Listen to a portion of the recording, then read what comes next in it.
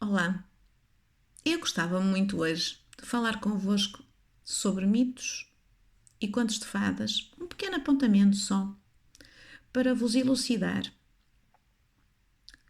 que tanto os mitos como os contos de fada, ou os contos de fadas, são material simbólico. E o que é que isto quer dizer? Quer dizer que nós só podemos compreender essas histórias através da simbologia.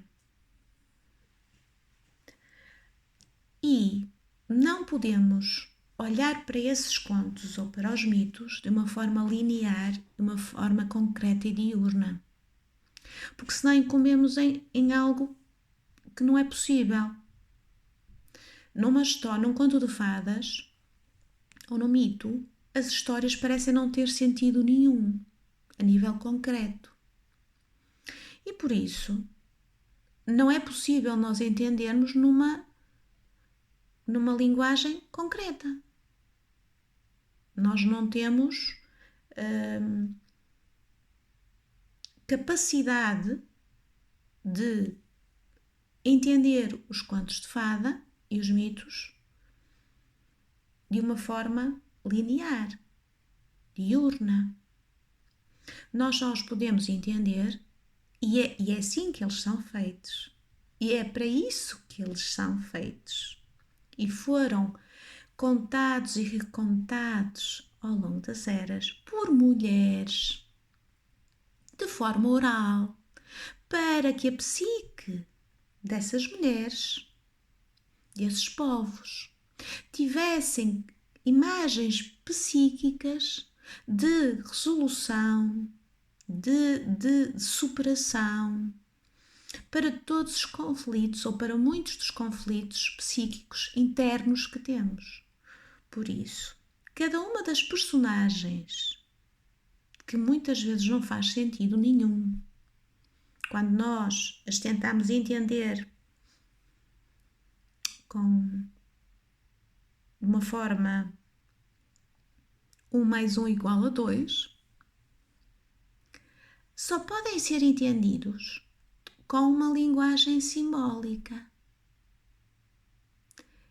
E todos eles têm na sua estrutura a capacidade de falar de assuntos e conflitos comuns a toda a humanidade. Temos contos de fadas que falam da relação mãe-filha. Temos contos de fadas que falam dos processos iniciáticos da mulher. Temos contos de fadas que nos falam da ligação e da ânima com o ânimos, na nossa psique. Temos contos de fadas que nos falam da nossa intuição,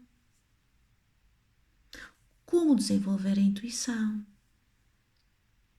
Temos contos de fadas que nos falam sobre a criatividade, o fogo criativo. Mas esses contos não são falados com esta forma de falar que eu estou a falar. É através do símbolo. Assim como um ditado popular. O ditado popular não é entendido de uma forma literal. A parábola não é entendida de uma forma literal. A metáfora. Nós precisamos de linguagem simbólica para aceder àquilo que o conto nos quer trazer à nossa psique. E todos os personagens e todos os cenários que existem em cada conto de fada, e eles são muito diferentes uns dos outros, apesar de terem algumas, e por isso são chamados contos de fadas ou contos maravilhosos, porque nem todos os contos têm fadas, mas são chamados contos de fadas. E portanto depende da forma. Há quem os chame contos maravilhosos, exatamente por isso, porque nem todos os contos estão a falar de fadas. mas são chamados contos de fadas porque trazem a magia. Trazem-nos algo que é extraordinário. Trazem-nos algo que está para além do ordinário. Mas que nem por isso não existe em nós. Pelo contrário, nós somos.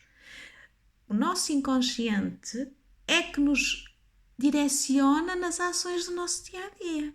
Não é o consciente.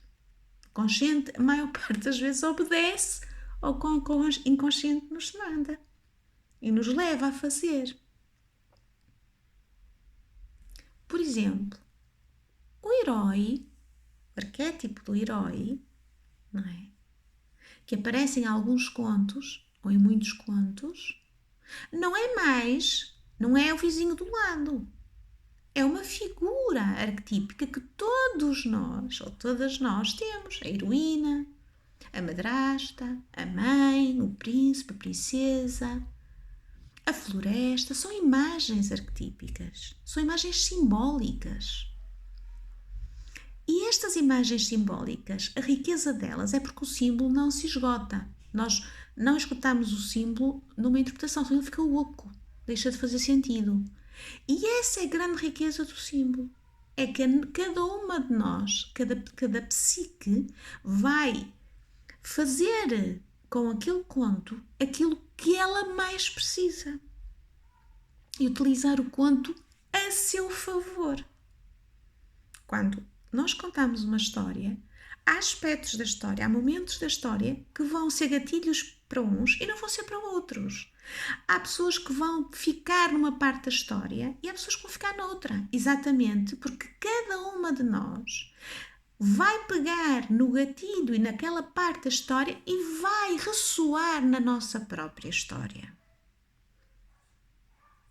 Ou vamos ficar alegres, ou vamos ficar incomodadas, ou vamos... Enfim. E esta é a riqueza dos contos de fadas, que são extremamente terapêuticos, indispensáveis à estrutura da psique.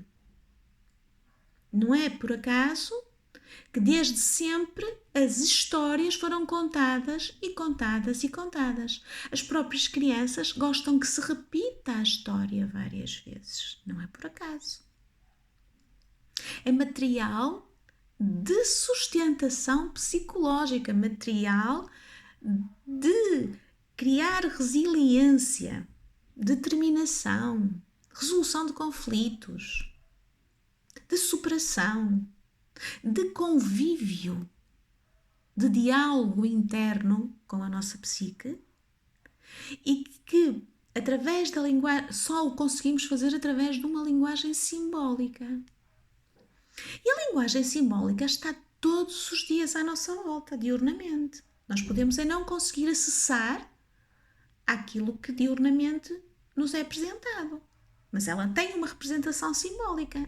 Antes de mais, antes de se tornar matéria, ela passa pelo símbolo. Então, todas as personagens, todos os cenários, tudo aquilo que se passa num conto é nosso, no nosso interior. Não tem nada a ver com alguém de fora. Eu não vou encontrar o príncipe encantado e um final feliz fora, porque senão teríamos que olhar para a história do início até ao fim e ver se fazia algum sentido. O príncipe é uma figura arquetípica no nosso interior. A princesa e o príncipe significam que o feminino e o masculino vão se encontrar e vão ter a união sagrada e vão caminhar juntos. E tantos outros símbolos. E nos últimos tempos tem sido até assustador a forma leviana com que se fala e tenta se retirar valor a algo que tem um valor extremo para os dias que correm, que são os contos de fadas e os mitos.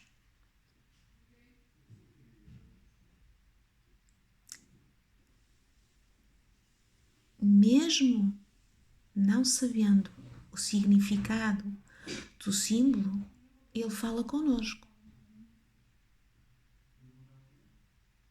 Não é?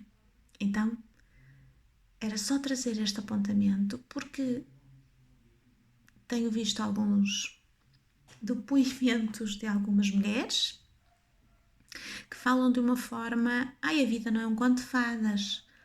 Mas a vida é um conto de fadas. A vida pauta-se por contos de fadas.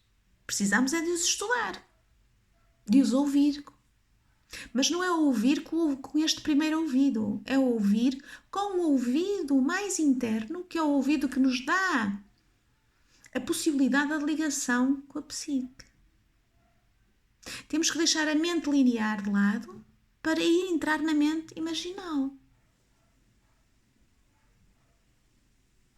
E trazer-nos estrutura psicológica para as adversidades e tudo o que nos acontece. Porque a vida é um constante desafio. E os contos são um material extraordinário para nos ajudar psicologicamente a resolver essas questões do dia a dia. Está bem? Um beijinho, fiquem bem. Eu falarei mais sobre isto daqui a uns dias e vou-vos falar sobre a contoterapia. Beijinho grande. Fiquem bem.